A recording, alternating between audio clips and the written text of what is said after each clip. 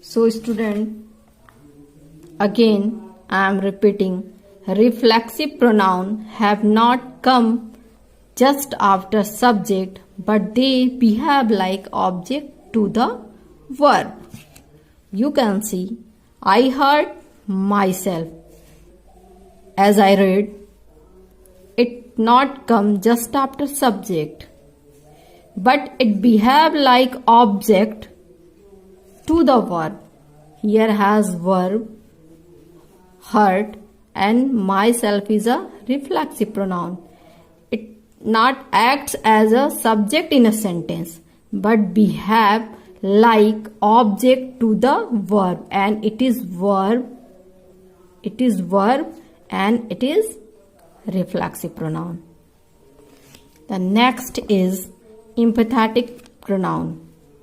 The pronouns myself, yourself, themselves, and herself are used with noun or pronoun for the sake of emphasis.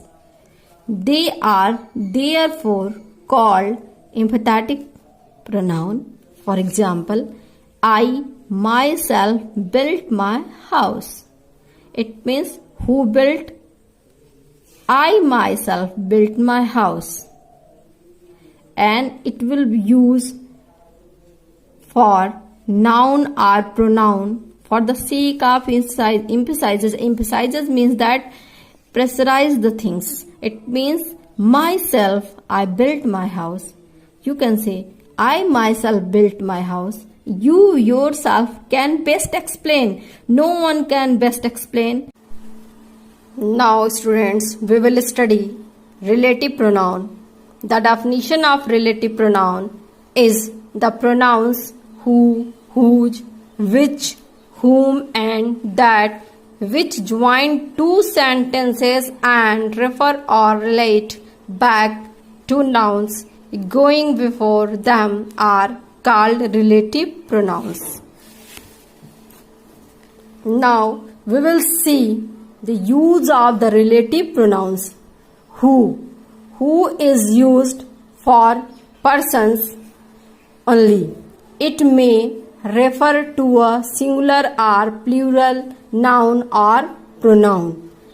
It means who is used only for the persons, and it should be singular or plural noun or pronoun. For example, the man who is honest is trusted. Who is relative pronoun? A man is noun and also a singular person. He is a pronoun and also a singular person, and who is relative pronoun. As you know, relative pronoun is used for the join two sentences and relate back to nouns going before them. Which, use of which is used for animals and things without life, non-living things. It may refer to a singular or plural noun.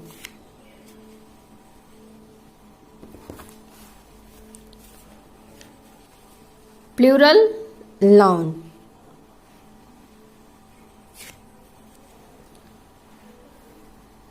Which is used for animals and things. As you know, things is always count in a non-living thing, and animals.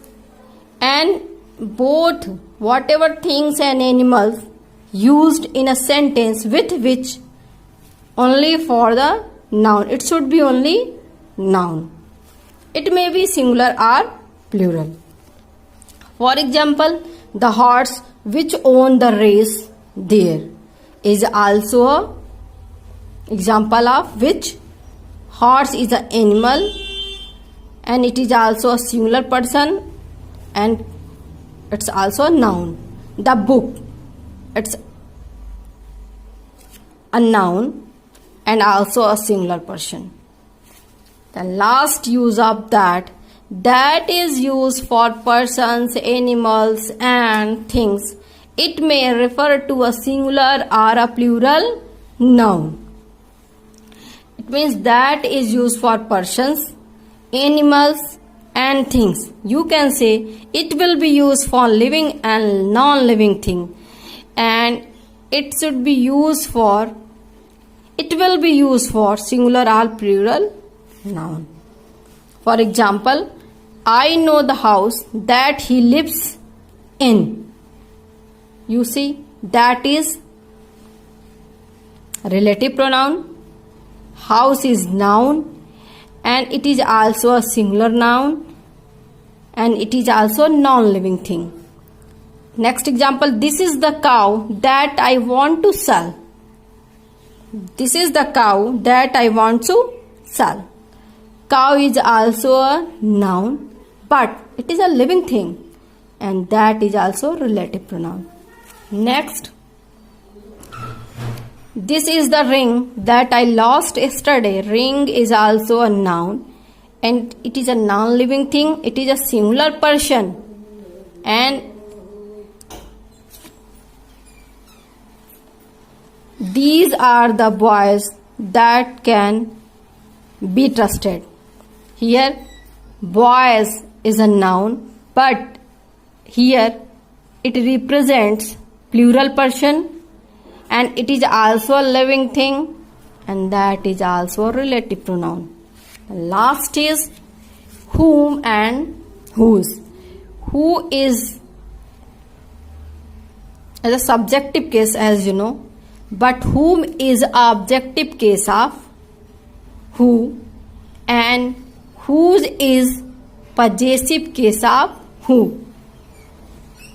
And students, whatever has given in the video and written notes, you should be careful for the things. Thanks.